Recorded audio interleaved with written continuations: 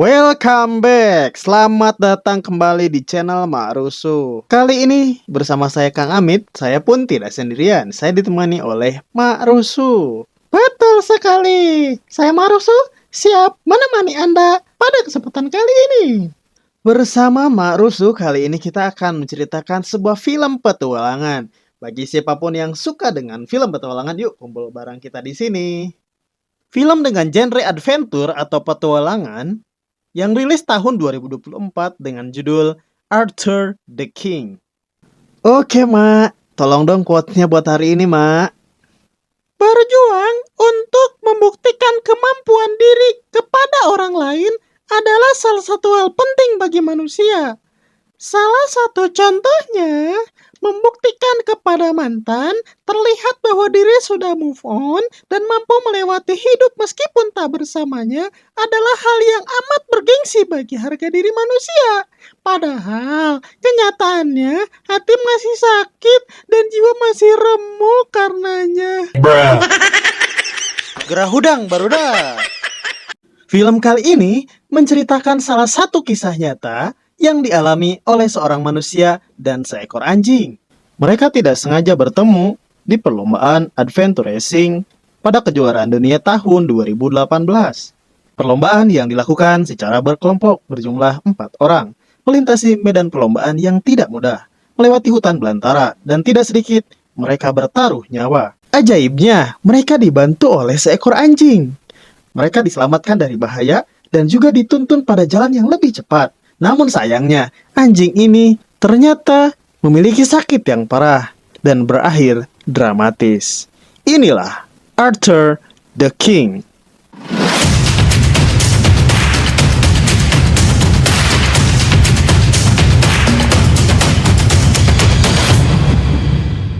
Shh, wilujeng ah. Di awal kisah, kita diperlihatkan seorang tokoh utama yang bernama Michael. Ia dan timnya sedang melewati sebuah perlombaan.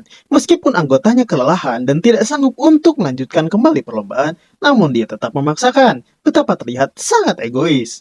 Padahal, itu juga karena kesalahan dia sendiri dalam memilih jalur perjalanannya. Ia sama sekali tidak mendengarkan masukan dari anggota timnya. The whole world's gonna see that.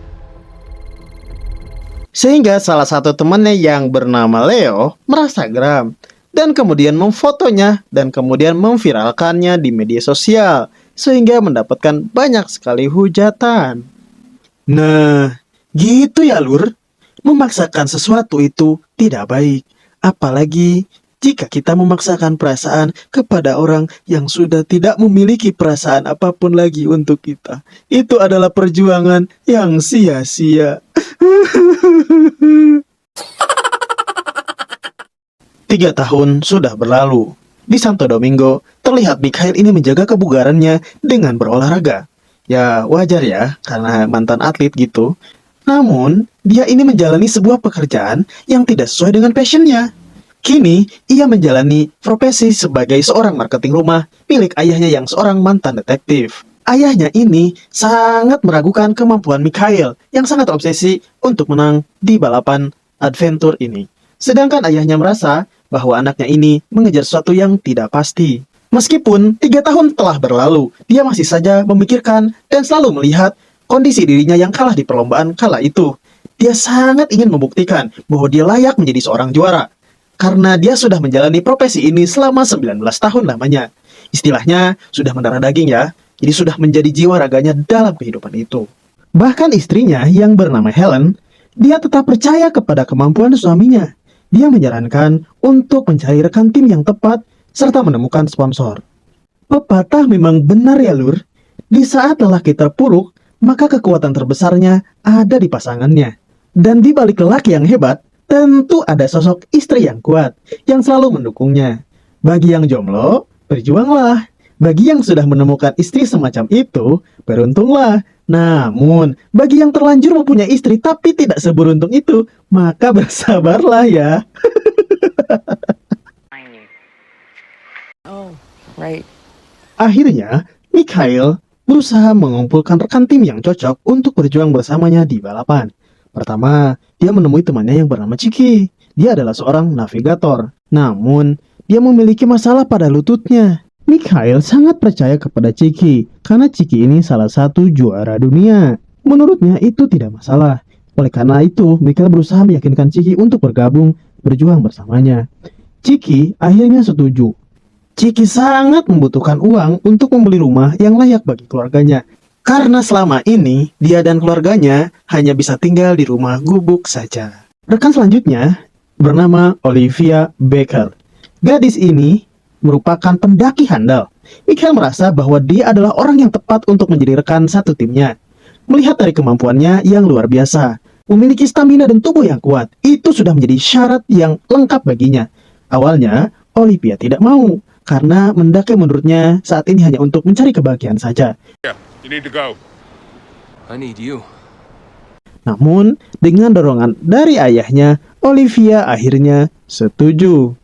Mikhail dibantu temannya mencari sponsor untuk membiayai perlombaan mereka. Namun, betapa sedihnya Mikhail karena pada saat pertemuan dengan para sponsor, ia diremehkan. Mereka mengungkit kekalahan di adventure racing sebelumnya, yang bahkan ia ditinggalkan oleh para rekan satu timnya. Lebih kejam lagi, dari salah satu sponsornya, ada yang mengatakan bahwa Mikhail ini prestasinya nol besar. Mikhail pun sampai tersinggung dengan ucapan dari salah satu sponsor tersebut. Mikhail tampak sangat geram. Bahkan, ia sampai mengatakan kepada mereka bahwa Mikhail dan timnya akan tetap melaju di pertandingan, meskipun menggunakan uang dari mereka ataupun dia mencari biaya dari tempat yang lain. Setelah melalui negosiasi yang panjang, akhirnya sponsor itu hanya bisa membiayai sebanyak $50.000 saja, dengan syarat rekan tim yang keempat adalah Leo. Karena Leo memiliki pengikut yang banyak di media sosialnya, sehingga menguntungkan bagi para sponsor. $50,000. Million followers on Instagram and Dengan kondisi terpaksa, Mikhail akhirnya menemui Leo. Meskipun sedikit canggung dan malu, dia meyakinkan Leo untuk bergabung bersamanya menjadi rekan satu tim lagi. Leo tahu bahwa sponsor sangat membutuhkan mereka. Alasannya, karena pengikutnya yang banyak di media sosial. Leo merasa bahwa dirinya adalah salah satu orang penting di tim itu, yang menjadi alasan sponsor bisa datang untuk membiayainya. Leo memberikan syarat kepada Mikhail. Leo ingin didengar setiap ide dan gagasannya, dan Mikhail tidak boleh egois seperti sebelumnya. Kemudian, Mikhail sepakat bahwa Leo memiliki suara besar dalam ikut andil memberikan gagasan di perlombaan ini. Akhirnya, meskipun dengan sangat bersusah payah, Mikhail berhasil melengkapi seluruh anggota tim Broadrill itu. Singkat cerita, mereka berkumpul di acara pembukaan Adventure Racing itu. Kejuaraan Adventure kelas dunia ini diikuti oleh 54 tim dari 30 negara yang sudah memenuhi kualifikasi. Jarak tempuh yang mereka harus lalui adalah 435 mil jauhnya. Perjalanan yang ditempuh dalam waktu kira-kira 5-10 hari, yang akan sangat melelahkan. Harus memilih trek yang paling cepat, melakukan pendakian, hanya bisa menggunakan sepeda, dan itu pun di jalur tertentu yang diperbolehkan saja. Kemudian, menggunakan kayak dalam melintasi perairan. Panitia membolehkan seluruh tim untuk memilih jalur yang paling cepat, tetapi harus siap menanggung resiko yang mungkin sangat berbahaya. Jalur yang mereka lewati merupakan alam liar yang penuh dengan tantangan yang tidak terduga. Hewan buas, bahkan mereka harus survive dalam kondisi apapun. Hari perlombaan pun tiba. Perlombaan itu akan menentukan siapa juara dunia Adventure Racing tahun 2018. Mikhail mengumpulkan seluruh anggota tim Broadrill yang memberikan semangat kepada mereka karena perjalanan ini akan sangat melelahkan. Mikhail mengatakan, dengan dibantu Chiki sebagai navigator, dia memiliki rencana yang bagus dan serta jalan yang pintas agar mereka bisa lebih cepat sampai ke tujuan. Menurut Mikhail, perjalanannya akan penuh dengan bahaya, dan mereka harus sangat siap dengan kondisi apapun. Dia akan sangat lelah, bahkan menderita, tapi itu adalah pengorbanan yang sepadan agar mereka menjadi juara. my dad is dying of cancer. Di saat itu Olivia jujur kepada mereka bahwa ayahnya saat itu sedang sekarat. Oleh karena itu, menurut Olivia, perjuangan ini harus padan dan membawa gelar juara untuk ayahnya. Perlombaan Adventure Racing dimulai. Di tahap pertama, mereka harus melewati trek hutan 29 mil jauhnya. Mereka berhasil sampai di area pos pertama. Tim Broadrill berada di posisi ke-17. Di area ini, mereka hanya beristirahat selama 20 menit. Mereka mempersiapkan tahap selanjutnya dengan menggunakan sepeda sebagai alat yang bisa mereka gunakan untuk mencapai ke trek selanjutnya. Di saat mereka beristirahat, Mikhail melihat ada seekor anjing yang saat itu sedang menatap mereka. Mikhail yang saat itu merasa kasihan, dia memberikan sebuah makanan pada anjing itu. Tampak anjing itu berterima kasih kepada Mikhail. Singkatnya, kembali mereka melanjutkan pertandingan menuruni bukit dengan sepeda sejauh 187 mil. Di tahap kedua dan ketiga ini, mereka start di posisi ke-15. Dari jalanan, mereka masuk ke dalam hutan. Betapa terkejutnya mereka karena jalan pintas yang mereka pilih ternyata harus melewati tebing yang cukup tinggi. We climb. Sehingga mereka tidak punya pilihan lain kecuali mendaki tebing itu dengan menggendong sepeda di punggungnya. Olivia yang ahli di dalam pendakian memimpin trek tersebut. Sangat menegangkan, mereka harus mendaki tebing yang tinggi dengan membawa beban yang berat di punggungnya. Terlihat mereka berjuang keras untuk bisa melewati tebing tersebut. Namun lucunya, Leo yang memang seorang konten kreator, di tengah kondisi yang menegangkan pun justru dia masih mementingkan untuk berselfie ria. Whoa, hey chick, you alright? Dengan perjuangan yang mendebarkan, mereka akhirnya bisa melewati tebing tinggi itu dan berhasil ke puncak. Di saat bersamaan, terlihat anjing yang tadi diberikan makanan oleh Mikhail, dia mengikuti kemanapun tim itu pergi. Leo sangat terkejut ketika mengetahui jalur penyeberangan yang menghubungkan antara dua bukit yang harus mereka lewati hanya dihubungkan oleh kabel besi seperti Flying Fox. Meskipun tampak menakutkan, namun mereka tidak memiliki pilihan lain kecuali menggunakan alat tersebut. Chiki sang navigator, dia berhasil menjadi orang pertama yang menyeberang di bukit itu. Kemudian Leo yang kedua, meskipun tampak ragu-ragu awalnya, namun karena melihat Chiki yang sudah berhasil di bukit selanjutnya, dia memaksakan dirinya. Dia meluncur melewati dua bukit itu sambil berteriak. Chiki dan Leo berhasil selamat. Namun anehnya, Mika merasa ragu-ragu ketika melihat Olivia akan menyeberang. Olivia menjadi penyeberang berikutnya. Di tengah perjalanan, di antara kedua bukit itu, terjadi hal yang sangat mengerikan. Betapa sialnya Olivia di saat alat yang ia gunakan tiba-tiba mendadak macet dan dia bahkan harus terjebak di ketinggian itu. Dia pun tidak bisa pergi kemanapun. Sehingga akhirnya Mikhail tanpa pikir panjang, ia langsung menyusul Olivia. Dengan susah payah Mikhail berusaha melewati Olivia. Dia memiliki ide agar mereka bisa melewati jalur itu di mana Olivia yang saat itu terjebak harus melepaskan talinya dan mengaitkan tali itu ke sepeda Mikhail. Tampak ragu-ragu, Olivia yang bergelantungan, dia berusaha mengaitkan ke sepeda Mikhail. Pada saat itu, Olivia tampak sudah pasrah dengan apapun yang akan terjadi. Bahkan kalaupun dia sampai kehilangan nyawanya. Dia berusaha sekuat tenaga untuk menggapai sepeda yang Mikhail ayunkan. Dengan perjuangan yang sangat berat, mereka berhasil mengaitkan dirinya ke sepeda Mikhail. Olivia segera melepaskan tangannya dan kemudian bergelantungan di antara sepeda dan Mikhail. Itu membuat saya yang menonton sangat tegang dan berdebar-debar. Kayak semacam jantung kita mau copot tapi nggak jadi gitu. Betapa ajaibnya mereka berhasil sampai ke tepian. Mereka akhirnya sampai di pos 4. Tim mereka itu berhasil lolos di posisi ke-11 pada saat itu. Untuk selanjutnya mereka melewati jalur yang tampak indah, yaitu melewati pesawahan di Republik Dominika. Mereka berhasil sampai di pos 6 dan itu sudah melewati setengah perjalanan perlombaan itu. Rekannya diizinkan beristirahat hanya selama 60 menit saja. Dan pada kondisi saat itu, tampak sudah malam hari. Saking kebelet pengen menang, Nur, dia istirahat cuma 35 menit saja. Meskipun dalam kondisi capek, malam, kurang tidur, posisinya hujan. Demi kemenangan, Lur, dia tetap melanjutkan perjalanan itu. Lebih ngerinya, mereka harus melewati 82 miles. Kondisi capek, malam, hujan lebat. Ngeri banget. Ditambah sialnya lagi, mereka, si Chiki yang menjadi navigatornya, sakit tiba-tiba. Si Mikhail, si Leo, tiba-tiba saling marah-marah, berdebat dengan kondisi itu, saling menyalahkan. No Leo, no money. Lagi enak-enaknya mereka berantem, tiba-tiba ada anjing menggonggong. Mereka jadi kaget dong. Lebih kaget lagi si Mikhail. Ketika dia lihat si anjing itu, lah kok ini anjing yang di awal di pos 1 itu, kok bisa anjing ini nyusul ke sini? Kan mereka jadi aneh. Kata si Mikhail, nggak mungkin anjing ini, kok bisa 3 hari jauhnya, 200 mil, kondisinya si anjing ini terluka. Aduh, mereka jadi bingung. Si Chiki nyeletuk, kali aja, nih anjing kayaknya punya sayap, Lur. Mereka pada akhirnya tertawa bersama-sama dan semuanya menjadi tampak baik-baik saja. Kembali mereka melanjutkan perjalanan di perlombaan itu. Si Leo yang sangat terobsesi untuk menang, menganggap bahwa mereka sudah menyanyiakan waktunya. Dia melaju paling depan tanpa memikirkan arah yang dia tuju. Padahal kondisi si Chick pada saat itu masih berjalan pincang. Sesekali bahkan si anjing itu mendorong kakinya supaya seperti tampak berjalan lebih cepat. Dan mereka pun pada akhirnya tertawa dengan kelakuan si anjing itu. Si Leo yang tampak di depan, ternyata dia memilih jalan yang salah. Meskipun jalan itu tampak terbuka, tapi itu jalanan yang berbahaya. Tiba-tiba si anjing dengan sigapnya langsung mendahului si Leo, menghadangnya, menggonggongnya, seakan-akan si Leo tidak boleh pergi ke jalan itu. Si Leo pun bingung dan tampak marah. "Kunaon kamu teh anjing? Kenapa kamu teh anjing?" gitu. Kalau si anjing bisa berbicara, mungkin dia bilang begini, "Ih, hari kamu diselamatin sama aku teh, kamu mah keterlaluan." Bener saja lur, jalur yang dia lewati itu menuju jurang. Kalau selangkah lagi si Leo terlambat tidak diselamatin sama si anjing ini, dia sudah tidak tahulah, wassalam, wafat ya.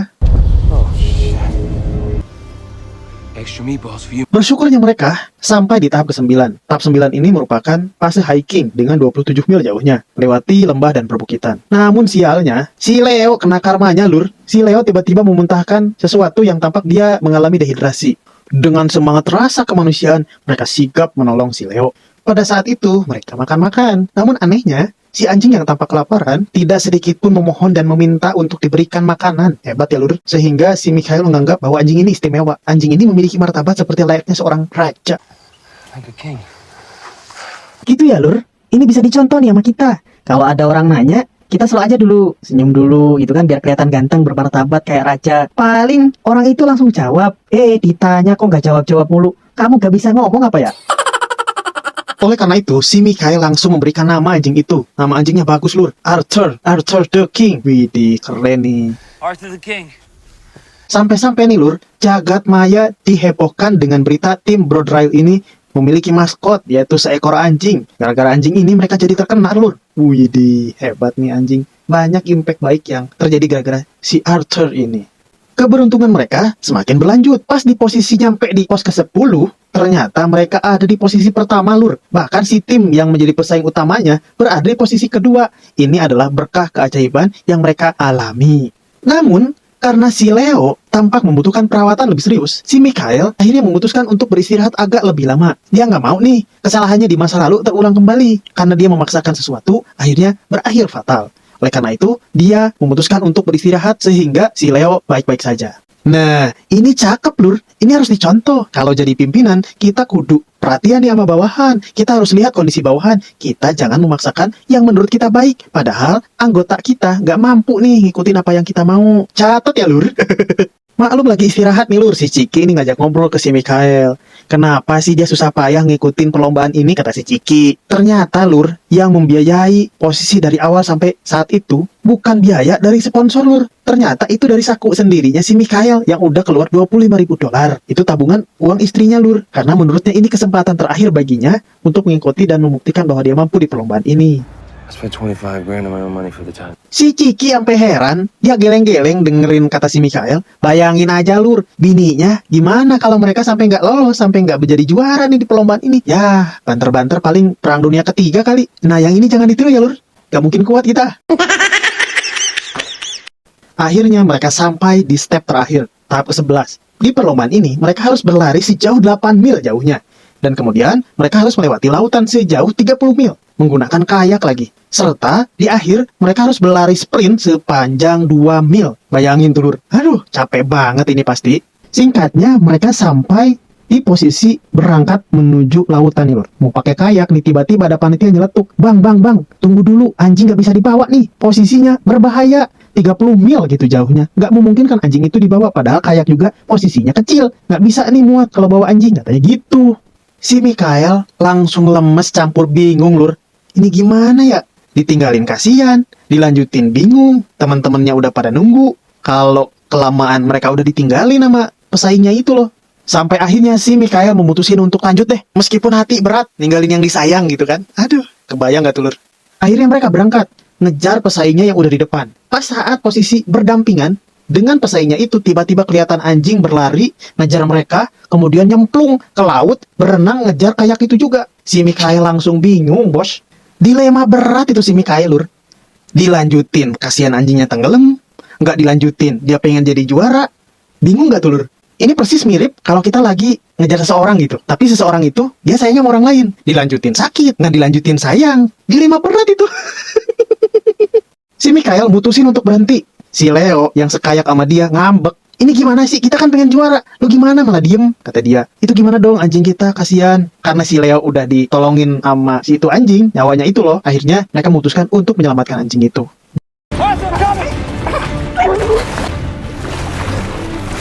Di detik-detik terakhir anjing itu kelelep, udah mau tenggelam jauh nih. Datanglah malaikat penolong si Mikhail. Dia berhasil menyelamatkan anjing itu. Dia segera menaikkannya ke kayak. Mereka sama-sama berjuang sampai garis finish. Hebat nggak tuh, Lur? Ini patut dicontoh. Catat, Lur.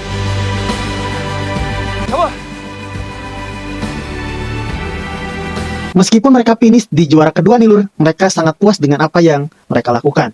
Mereka menempuh jarak waktu sekitar 5 hari, 13 jam, 37 menit, 21 detik nih, Lur. Mereka sangat berbahagia. Di tengah momentum perayaan mereka berempat, tiba-tiba si Arthur anjing itu tergeletak jatuh dan tidak berdaya, Lur. Bayangin, campur aduk nggak tuh? Lagi bahagia, sedih juga. Aduh, film ini lebih kagetnya nih si Mikhail saat posisi setelah melewati proses pemeriksaan dari dokter hewan. Dokter hewannya bilang, ini anjing kesempatan hidupnya udah sedikit, gak mungkin bisa ditolong lagi. Kalaupun mau dibawa ke Amerika, tetap harus melewati perizinan. Hancur itu hatinya si Mikhail. Si Mikhail minta waktu sama dokter. Dok, saya mau nelpon istri dulu. Saya mau bilang dulu sama dia. Barangkali ada pencerahan, katanya gitu. Si Mikhail nelpon istrinya. Bilang sama istrinya, anjing ini berbeda. Dia seorang pejuang, dia seorang petarung, dia melewati banyak hal. Ini mirip kayak gue, katanya gitu. Kata si istrinya, ngomong aja sama tuh anjing, tanyain aja sama dia. Dia pengen berjuang bersama lu atau mau ditinggalin aja, katanya gitu. Si Mikhail langsung menuruti apa yang disarankan oleh istrinya. Si Mikhail datang ke si Arthur, si anjing ini. Dia bertanya ke anjing itu, kamu apakah masih mau berjuang bersamaku atau kamu mau ditinggalin aja di sini? Tiba-tiba anjing itu megang tangannya si Mikhail dong. Seakan-akan si anjing itu nggak mau ditinggalin sama si Mikhail. Pada akhirnya si Mikhail memutuskan untuk membawanya pulang ke rumahnya. So sweet nggak tuh, Lur? Hebat nih. Singkat cerita si Mikhail udah nyampe nih di bandara tujuan. Dia langsung ke tempat penyimpanan bagasi untuk melihat si Arthur. Saat itu posisinya si Arthur terlihat lemas. Si Mikhail langsung menemui istrinya yang saat itu sudah bareng sama dokter dari klinik. Dan pada posisi saat itu juga si Arthur segera dioperasi. Kisah Arthur dan Mikhail ini sangat menginspirasi banyak orang dan bahkan mereka menjadi terkenal. Bahkan nih banyak orang yang nyampe berdonasi untuk menyelamatkan anjing ini yang terkumpul sampai ribuan dolar. Bukan hanya itu saja, si Mikhail ternyata dianugerahi lagi seorang anak. Di tengah kebahagiaan itu, tiba-tiba ada dokter nyaut, Pak Mikhail tolong. We need your help. What? Ini posisi genting, si Arthur nih Pak, tolong Pak. Pokoknya, Lur, kalau nonton film ini dicampur aduk itu perasaan. Lagi seneng, sedih lagi, lagi bahagia, tegang lagi. Aduh, tapi seru sih, Lur. Si Mikhail buru-buru masuk ke ruang operasi. Ternyata pada saat dilihat, si Arthur saat itu sedang terbaring lemas, letih, lesu. Ternyata, Lur, pengen dirayu kayaknya. Si Mikhail langsung tidur deketin dia. Kemudian memberikan semangat. Semangat yuk.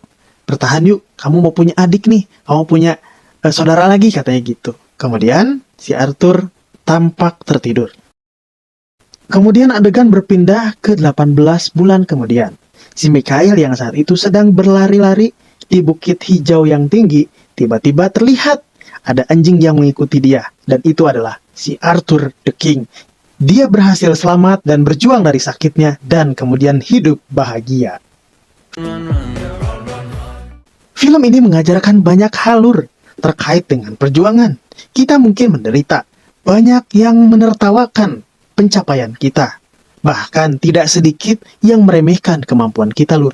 Namun, kita hanya memiliki satu hal untuk melawan, Lur, yaitu membuktikan bahwa kita mampu menjadi juara dan mengalahkan diri kita sendiri. So, semangat terus kawan-kawan.